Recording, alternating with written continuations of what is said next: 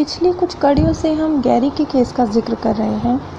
जैसा कि पिछली कुछ कड़ियों में हम देख चुके हैं कि गैरी ने अपने आप को मारने का फ़ैसला लिया था, आत्महत्या का फ़ैसला लिया था। वो इतना ज़्यादा परेशान था अपने जीवन से। लेकिन जब उसने प्रोग्रेशन थेरेपी में जो वो गुज़रा और जब उसने अपने आने वाले कल को देखा, तो उसके बाद अब उसका ये इरादा कि वो आत्महत्या करेगा, ये तो ख़त्म हो गया था। लेकिन अभी एक सेशन और बाकी था और अब गैरी ने, क्योंकि जैसा कि अब तक तो हम समझ ही चुके हैं ना कि हमारे वर्तमान के कर्म हमारे भविष्य को, और हमारे वर्तमान और भविष्य में जो हम करने वाले हैं उसका असर हमारे आने वाले जन्मों पर पड़ता है। इसीलिए सब कुछ परिवर्तनशील है, सबका असर पड़ता है ना। आप हर सेकंड जो स्वतंत्र कर्म कर रहे हैं, जो फैसले ले रहे हैं, वो असर डालेंगे आपके आने वाले कल पर भी और उसके बाद आपके आने वाले जन्म पर भी। अब क्योंकि गैरी ने ये फ़ैसला ले लिया था कि अब वो आत्महत्या नहीं करेगा, उसे समझ आ गया था कि उसकी वाइफ, उसके बच्चे, ये लोग उससे प्यार करते हैं, ये लोग उसकी सपोर्ट में हैं। उसके जो वर्कर हैं वो उसका मजाक नहीं उड़ाते, वो उसे एक असफल इंसान नहीं बताते। और अगर उसके पिता ने उसके मन में ये भाव भरा कि वो एक असफल इंसान है, वो जीवन में कुछ नहीं कर पाएगा, तो ये उनकी गलती थी। वो जो एक डीमोटिवेट किया हर समय उसके पिता ने, उसे एक इन्फीरिटी उसके अंदर भरी, वो चीज़ ख़त्म हो चुकी थी और वो अब इन सब से बाहर निकल चुका था। अब आगे बढ़ते हुए गैरी ने अपने आने वाले जन्म को देखा। देखिए, उसके वर्तमान में जो उसने आत्महत्या का विचार त्याग दिया, अभी जब उसने अपने आप को नेक्स्ट बर्थ में तब देखा था जब उसका आत्महत्या करने का विचार था, तब भी उसने अपने आप को नेक्स्ट बर्थ में देखा था, लेकिन तब भी वो सेम हरकत रिपीट कर रहा था। यानी इस बर्थ में जो आत्महत्या का उसका प्लान था वही वो नेक्स्ट बर्थ में भी कर रहा था।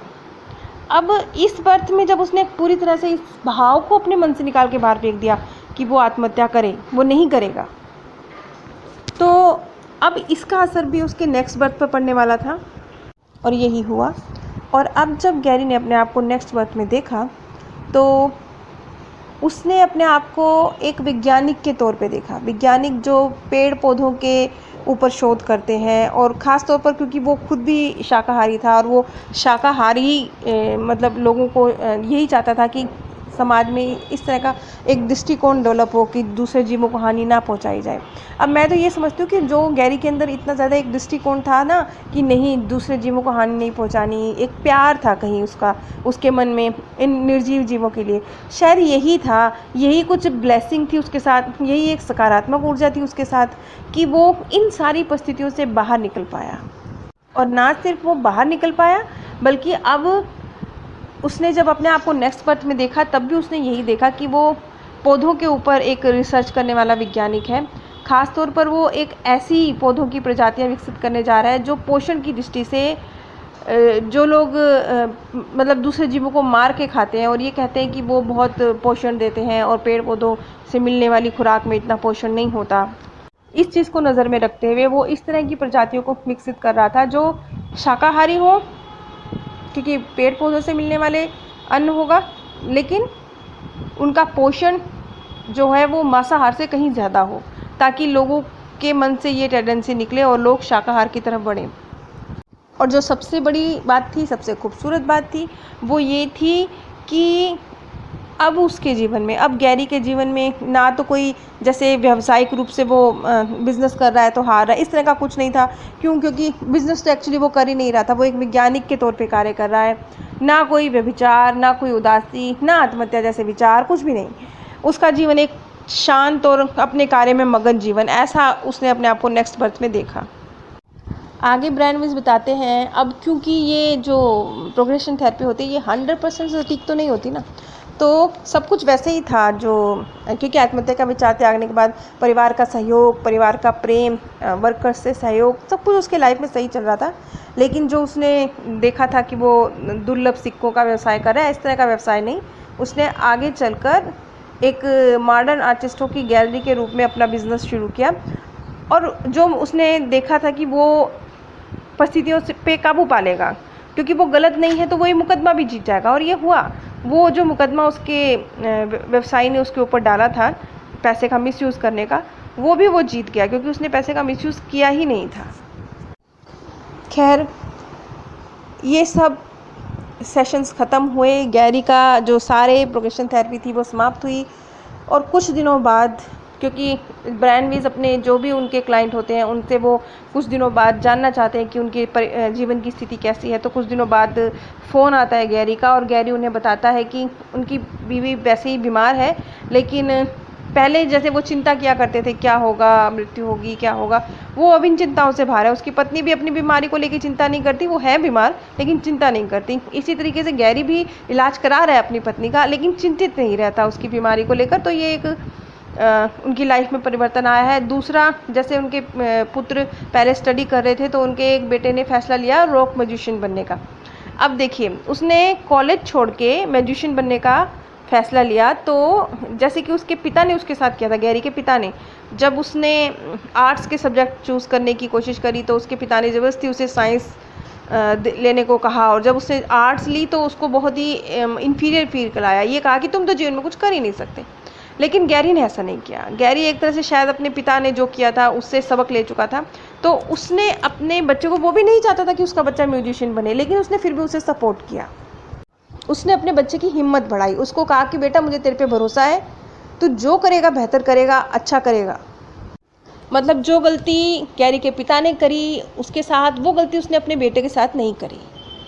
बल्कि जैसे उसके पिता के लफ्ज़ होते थे ना गैरी के लिए, तुम अपने जीवन में कभी कुछ नहीं कर पाओगे, इसके उलट उसके लफ्ज़ होते थे अपने बेटे के लिए, बेटा तो कुछ ना कुछ तो बेहतर ज़रूर कर लेगा।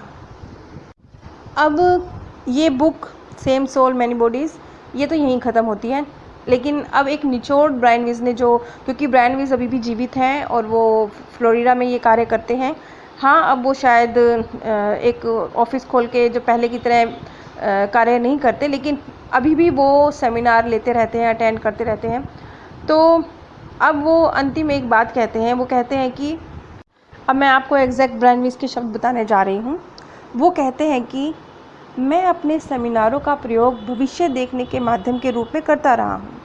हालांकि अभी मेरे पास अपनी खोजों को सच प्रमाणित करने के लिए कोई तरीका नहीं है, लेकिन मेरा अपने ऊपर पूरा भरोसा है। मैं विश्वास करता हूँ कि समय रहते मैं वो तकनीक भी खोज लूँगा कि जो ये प्रोग्रेशन थेरेपी है, इसके ज़रिए जो भविष्य दृष्टियाँ मिली हैं उन्हें बिल्कुल अचूक तरीके से जाना जा सके, सही भविष्य जाना जा सके। अच्छा, अंत में ब्रायन वीज़, क्योंकि ये प्रोग्रेशन थेरेपीज़ जो हुई हैं तो बहुत सारे लोगों पर जो हुई हैं, सब लोगों ने जो सिमिलरिटी देखी, मतलब बहुत आगे के जो बहुत सारे लोगों ने, क्योंकि वो सामूहिक सेशन भी लेते हैं, तो बहुत सारे लोगों के जो एक्सपीरियंस रहे, जो सबने अपने एक्सपीरियंस दर्ज किए, उन पे जो उन्होंने एक निचोड़ निकाला है। उन्होंने कहा कि एक निचोड़ के तौर पर कि जो इतने सारे जो उनके क्लाइंट रहे हैं, जिनके एक्सपीरियंस सेम रहे हैं, उसके आधार पर वो कह सकते हैं कि, अब मैं आपको एग्जैक्ट ब्रायन वीज़ के शब्द बताने जा रही हूँ। वो कहते हैं कि मैं जो भी ये प्रोग्रेशन थेरेपी होती है उसमें अपने क्लाइंट को 3 पड़ाव पर लेके जाता हूँ। 100 साल आगे, 500 साल आगे, 1000 साल आगे, ये 3 पड़ाव पे लेके जाती हूँ। लेकिन वो कोई तगड़ा कायदा नहीं है। तगड़ा कायदा इसलिए नहीं है क्योंकि ये उनके हाथ में भी नहीं होता। व्यक्ति की जो सबकॉन्शियस माइंड है, एक तरह से वो खुद ही डिसाइड करता है कि उसे क्या देखना महत्वपूर्ण है। तो ये कोई कायदा नहीं है, क्योंकि उनका खुद का भी तो नियंत्रण नहीं है ना। ब्रायन वीज़ का खुद का भी नियंत्रण नहीं है इस चीज़ पर कि जो उनका क्लाइंट है वो 100 साल आगे का ही देखेगा, 500 साल आगे का ही दे, ऐसा कुछ तगड़ा कायदा नहीं है। हर व्यक्ति का अपना सबकॉन्शियस माइंड है, जो उसे जहाँ लेकर जाएगा उसे जाना होता है। तो लेकिन फिर भी जो निचोड़ निकल के आया, उन्होंने कहा कि अगले 100-200 सालों तक ये दुनिया जैसी है वैसी ही रहने वाली है। जैसा कि अभी होता है ना, मानव निर्मित आपदाएं भी होती हैं, दुर्घटनाएं भी होती हैं, कोई आप धरती पर कोई संकट भी आ जाता है, जैसे अभी कोरोना ही आया हुआ है। जो मनुष्य हैं उनकी आबादी भी बहुत बेकाबू होती जा रही है, और जो पोल्यूशन है उसकी वजह से जो वातावरण है उसमें कितने विषैले तत्व बढ़ते जा रहे हैं। इन सब चीज़ों में ये भी 200 साल तो कोई कमी आने वाली नहीं है, ये ब्रायन वीज़ ने जो देखा है। हाँ, जो वायरस जन्य बीमारी हैं जैसे कोरोना ही है, इन सब का प्रकोप, क्योंकि दवाइयाँ ईजाद कर ली जाएंगी तो थोड़ा कम होगा, और भोजन है, इनको जो ग्रो करने के तरीके हैं, अनाज है, उसकी नई तकनीकें विकसित होंगी। कुल मिला के इंसान जैसे तैसे अपने वजूद को बनाए रखेगा। अब जो बात मैं आपसे कहने जा रही हूँ वो थोड़ी बोरिंग है। बोरिंग इसलिए क्योंकि मैं आपको एग्जैक्ट पढ़ के बताने वाली हूँ, और थोड़ी सी भयावह है, थोड़ी सी बहुत सारे लोगों को उससे शिकायत होगी कि ये गलत है, और बहुत सारे लोग ये भी कहेंगे कि ये डराने वाली बात है। लेकिन फिर भी अब चूँकि ब्रैनविस के विचारों के अनुसार ही अभी तक जो ये सीरीज़ चल रही है, जहाँ मैं अपने विचार व्यक्त किए हैं वहाँ मैंने उन चीज़ों को स्पष्ट किया है कि ये ब्रैनविस के नहीं, ये मेरे विचार हैं। जहाँ मेरे एक्सपीरियंस है वहाँ मैं बताती हूँ कि ये मेरे एक्सपीरियंस है, ब्रैनविस के नहीं है। और जहाँ पर लोगों के, आप लोगों के एक्सपीरियंस मेरे पास बहुत सारे आते हैं, मैं उनका जिक्र करती हूँ तो मैं तब भी क्लियर करती हूँ कि ये आप लोगों के विचार हैं। तो इस चीज़ को समझते हुए कि हर व्यक्ति की राय अलग अलग होती है, हर व्यक्ति का नज़रिया अलग अलग होता है, निचोड़ अलग अलग होता है, रिसर्च अलग अलग होती है, तो थोड़ा सा इन बातों को समझें। मैं नहीं मानती कि कलयुग इतना लंबा चलेगा जितना कि ब्रैनविस ने बता दिया है, लेकिन मैं अब आपको एग्जैक्टली ब्रैनविस के अनुसार बताने वाली हूँ, जो थोड़ा सा घबराने वाला है। उन्होंने ये कहा है कि लगभग 300-400 साल तक ये वक्त ऐसे ही चलेगा, उसके बाद दूसरे कलयुग की शुरुआत होगी और कुछ अपशुगनी घटनाएं होंगी। ऐसा शायद इसलिए है क्योंकि जो भविष्य है वो स्थिर नहीं है, वो निश्चित नहीं है। धरती पर जो दिनों दिन एक नकारात्मकता है वो बढ़ती जा रही है, विचारों की, कार्यों की। तो जो दूसरे कलयुग की कालिमा है वो सामान्य से कहीं अधिक तेज़ी से लोगों में होगी। हालांकि अभी इतनी देर नहीं हुई है कि हम अपने जो संयुक्त प्रयास हैं उनसे इस चीज़ को रोकने की कोशिश ना कर सकें। वर्तमान कलयुग और आने वाले सतयुग के बीच में जो ये समय है, जिसे हम एक तरह से, उन्होंने द्वितीय कलयुग का नाम दिया है, दूसरे कलयुग का नाम दिया है, वो मुश्किल दौर होगा और सही सही सीमा निर्धारित कर पाना बहुत मुश्किल है। समय सीमा निर्धारित नहीं कर सकता, लेकिन अब तक ये स्पष्ट नहीं हो पाया है कि इस अंधेरे का मूल स्रोत क्या है। इसलिए कुछ बेहतर तरीके ढूंढने पड़ेंगे हमें भविष्य दृष्टियों का शोधन करने के लिए। लेकिन हमने देखा है कि इस दौर में मनुष्यों को आबादी में असाधारण गिरावट आई है। इसका स्पष्टीकरण यह दिया जा सकता है कि संभवतः वातावरण में बढ़ते विषैले तत्वों के कारण मनुष्यों की प्रजनन क्षमता बेहद कम हो गई है। शुक्राणुओं की सक्रियता दर भी कमी के वैज्ञानिक साक्ष्य तो अभी भी सामने आने लगे हैं, लेकिन उसके अलावा वायरस, प्रदूषण तत्व, धूमकेतु, उल्काएं, महायुद्ध, प्लेग, महामारियां या फिर कोई अब तक अकल्पनीय कारण भी इसके लिए जिम्मेदार हो सकता है। हम में से कुछ लोग ऐसे भी हैं जो कि उस समय के दौरान धरती पर वापस नहीं आएंगे। उनकी चेतना उतनी विकसित हो चुकी होगी कि वो किसी और स्थान, किसी और आयाम में मौजूद रहकर धरती पर इस कलयुग के साक्षी बनेंगे। उन्हें धरती पर आकर जीने की आवश्यकता नहीं पड़ेगी। इसके व्यक्तिगत भविष्य धरती के सामूहिक भविष्य की तुलना में कहीं अधिक विकसित हो चुके होंगे। हम में से कुछ लोगों का पुनर्जन्म किसी और दुनिया में, किसी और आयाम में होगा। अपनी एक अन्य पुस्तक मैसेंजर फ्रॉम मास्टर्स, मैंने इसके ऊपर भी एक छोटी सी, बहुत छोटी सी सीरीज़ बनाई थी।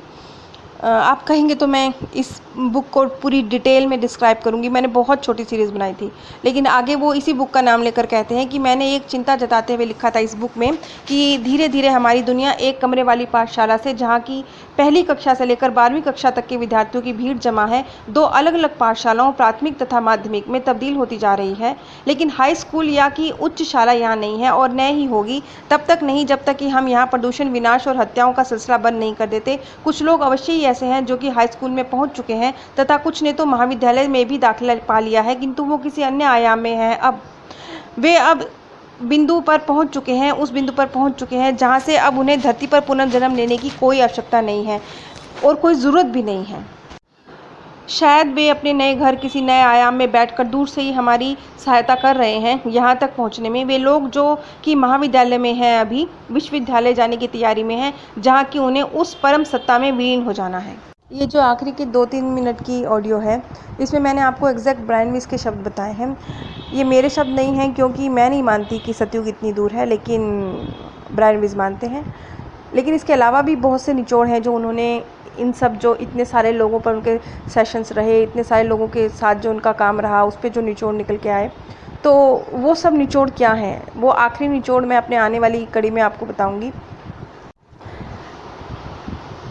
सेम सोल मैनी बॉडीज़, ये सीरीज़ अब ख़त्म हो चुकी है, सिर्फ इसकी आखिरी कड़ी, जिसमें इस सारी कड़ी का निचोड़ बताया जाएगा जो कि ब्रैनविस के आधार पर है। इसके बाद बॉर्न अगेन नाम से एक नई सीरीज़ शुरू होगी, जिसकी 5-6 जो वीडियोस हैं मैं पाथ ऑफ पीस चैनल पर बना चुकी हूँ। दोबारा जन्म इस नाम से एक प्लेलिस्ट है, उस प्लेलिस्ट में आपको ये 5-6 वीडियोस मिल जाएंगी। लेकिन मैंने वही दोबारा जन्म नाम से ही एक playlist path of happiness channel पर भी बना दी है और यहाँ पर भी वो सारी वीडियोस शेयर करी हैं आप लोगों के साथ। अगर आप लोग बोर्न अगेन की सीरीज़ सुनना चाहते हैं तो आप एक बार दोबारा जन्म नाम की प्लेलिस्ट खोलिए, उसमें 5-6 वीडियोस हैं जो बोर्न अगेन से रिलेटेड हैं। क्योंकि ये बात मैं इसलिए कह रही हूँ क्योंकि अब जो मैं अगली कड़ी शुरू करूँगी वो जो 5-6 कड़ियाँ बन चुकी हैं उससे आगे की शुरुआत होगी। तो हो सकता है बहुत सारे लोग को समझ ना आए, उन्हें लगे कि अचानक कहाँ से शुरुआत हो रही है। तो आप लोग अगर दोबारा जन्म नाम की प्लेलिस्ट खोलकर उसमें जो 5-6 वीडियोस है उसे सुन लेंगे तो आपको समझ में आ जाएगा कि अब जो मैं अगली कड़ी बनाऊँगी, अगली बुक बोर्न अगेन शुरू होने वाली है वो कहाँ से शुरू होगी, वो 5-6 कड़ियों के बाद से शुरू होगी। नीचे डिस्क्रिप्शन बॉक्स में मैंने आप सभी के साथ अमेज़ॉन का लिंक शेयर किया है। अगर आप इस लिंक के माध्यम से कुछ भी परचेज़ करते हैं तो बिना कोई आर्थिक नुकसान उठाए भी आप इस ज्ञान के प्रसार में सहयोग दे सकते हैं और लाखों लोगों के दिलों से निकलती सच्ची दुआओं के हकदार बन सकते हैं। मैं उम्मीद करती हूँ कि ये छोटा सा सहयोग आप सभी से मुझे ज़रूर मिलेगा, जिससे इस चैनल को आगे बढ़ने में मदद मिलेगी। आप सभी पर परमात्म सौंदर्य, प्रेम और आनंद सदैव बरसता रहे। आप सभी दिव्य परम धाम में स्थान प्राप्त करें। पिछली कुछ कड़ियों से हम गैरी के केस का जिक्र कर रहे हैं।